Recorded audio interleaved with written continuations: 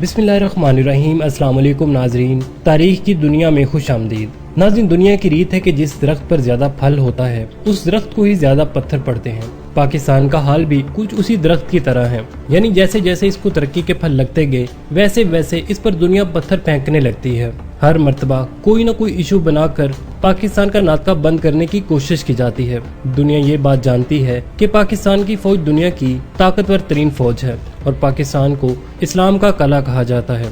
इसी वजह से दुनिया की नजरें पाकिस्तान की तरक्की को देख ही नहीं सकती।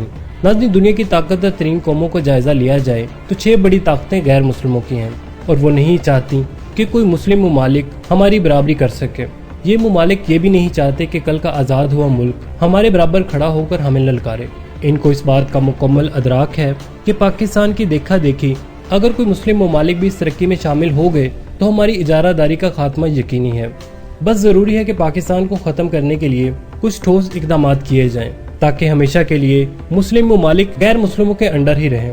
इसलिए आलमी ताकतें हर रोज कोई न कोई इशू पाकिस्तान के लिए खड़ा करती रहती हैं और वो चाहती हैं कि किसी न किसी तरह पाकिस्तान को रास्ते से हटाया जाए और पाकिस्तान को मफलूज कर दिया जाए।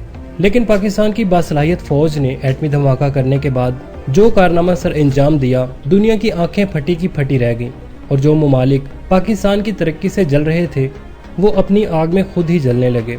इस कारनामे के बाद गोया दुनिया को एक पैगाम दिया गया कि गज़वा हिंद की पेशगोई पूरी करने के लिए पाकिस्तान को बनाया गया है और पाकिस्तान ही उस गज़वा हिंद का मुहर्रिक बनेगा और इसी के जरिए गज़वा हिंद कामयाबी के साथ लड़ी जाएगी।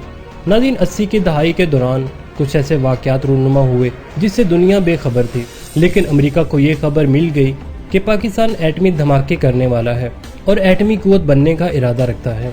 लेकिन उस वक्त अमेरिका अपने दुश्मन मुल्क रूस के खिलाफ अफगानिस्तान में बरसरे पेकार था और इसको पाकिस्तान की मदद की ज़रूरत थी, इसलिए वो वक्ती तौर पर खामोश रहा। लेकिन रूस के टुकड़े होने के बाद 1992 में जब रूस का एक आखिरी काफिला भी अफगानिस्तान से वापस चला गया तो उस वक्त रूस ने ये समझा कि इसके टूटने में पाकिस्तान का हाथ है और अब हम पाकिस्तान से इसका बदला लेंगे। चुनांचे रूसी जनरल ने ऐलान किया कि हमारी शिकस्त में पाकिस्तान का बहुत बड़ा हाथ है, इसलिए हम पाकिस्तान को सबक सिखाएंगे। लेकिन साथ ही ये भी कह दिया कि इंटेलिजेंस रिपोर्ट के मुताबिक पाकिस्तान एटमी कुव्वत बन चुका है, लिहाजा हम इसके खिलाफ फिलहाल कोई कार्रवाई नहीं करेंगे। लेकिन नाज़रीन, अमेरिका और इसराइल को यकीन हो गया कि पाकिस्तान एक एटमी ताकत बन चुका है और अब इसके एटमी मंसूबों को खाक में मिलाने के लिए सरगर्म अमल होना पड़ेगा। अमेरिका ने पाकिस्तान के एटम बम को इस्लामी एटम बम का नाम दे रखा है। बस अमेरिका ने अपने इत्तेहादियों से सलाह मशवरे शुरू कर दिए कि अगर पाकिस्तान एटमी धमाके कर भी देता है तो भी इस पर ऐसी ऐसी पाबंदियां लगा दी जाएंगी कि वो किसी के खिलाफ एटम बम का इस्तेमाल ना कर सकेगा और इससे पहले ही इसका तमाम एटमी प्रोग्राम UNO के हवाले कर दिया जाएगा। नाज़रीन, इस सिलसिले में अमेरिका ने जो पहला काम किया वो पाकिस्तान के साथ किए गए F-16 त्यारों के मुआहदे को तातुल में डाल दिया और पाकिस्तान को त्यारे देने से इनकार कर दिया और जो त्यारे पाकिस्तान के पास पहले से मौजूद थे उनकी मुरम्मत और पार्ट्स की फराहमी भी रोक दी गई ताकि कुछ अर्सा में ही ये त्यारे ग्राउंड कर दिए जाएं और ये त्यारे काबिल इस्तेमाल ना रहें। उस वक्त पाकिस्तान के पास मिराज त्यारे भी मौजूद थे, लेकिन वो एटम बम ले जाने की सलाहियत नहीं रखते थे, जिसकी वजह से पाकिस्तान मजबूर था कि वो अगर एटम बम इस्तेमाल करना भी चाहे तो भी नहीं कर सकेगा। दूसरा काम जो अमेरिका ने किया वो ये था कि अक़वाम मुत्तहिदा में दरख्वास्त दी कि कोई मुल्क किसी दूसरे मुल्क को मिसाइल टेक्नोलॉजी फ़रोख्त नहीं कर सकता, क्योंकि अमेरिका को ये खदशा था कि पाकिस्तान चीन से मिसाइल टेक्नोलॉजी खरीद सकता है।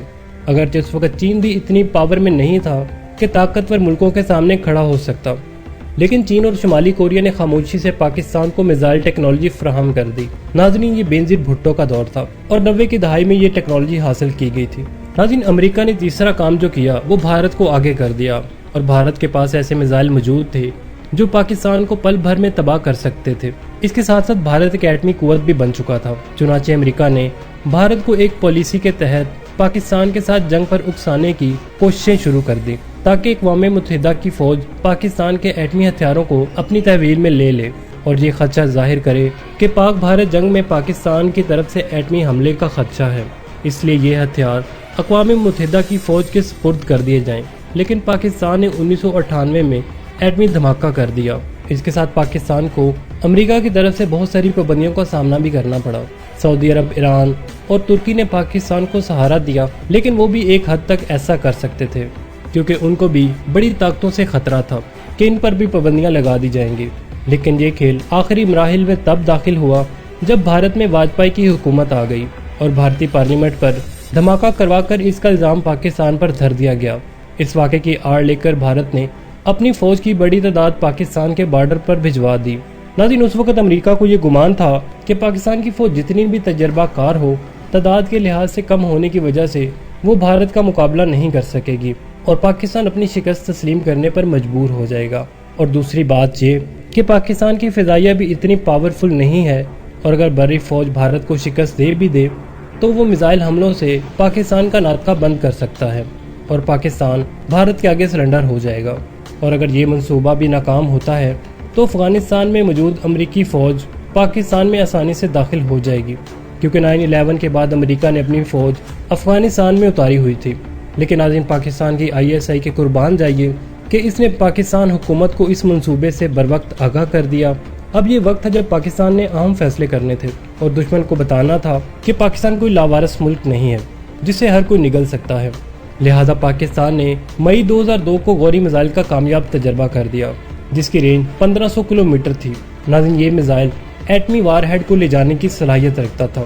اس کے ساتھ ہی اگلے دن 28 مئی کو ایک تیسرے میزائل کا تجربہ کیا گیا جس کا نام عبدالی تھا۔ ناظرین، یہ میزائل ایسے تھے کہ بھارت کے 70 سے زیادہ شہر اس کے نشانے پر تھے۔ پاکستان نے ان میزائلوں کے کامیاب تجربے کر کے امریکہ اور اس کے چیلوں کو دن کو تارے دکھا ڈالے تھے۔ ساتھ ہی یہ بھی پیغام دیا کہ پاکستان اپنے دفاعی نظام بشمول ایٹمی نظام کی حفاظت کرنا جانتا ہے۔ اس طرح امریکہ اور بھارت کو اچھی طرح آگاہی ہو گئی کہ پاکستان سے ٹکر لینا آسان کام نہیں ہے۔ جی تو پیارے دوستو، یہ تھی ہماری آج کی ویڈیو۔ امید ہے آپ کو ہماری آج کی یہ ویڈیو پسند آئی ہوگی۔ کمنٹ سیکشن میں پاک فوج زندہ آباد کا نعرہ کمنٹ ضرور کیجیے گا۔ ناظرین، ملتے ہیں ایک نئی اور معلوماتی ویڈیو کے ساتھ، تب تک کے لیے عامر سہیل کو اجازت دیجیے۔ اللہ نگہبان۔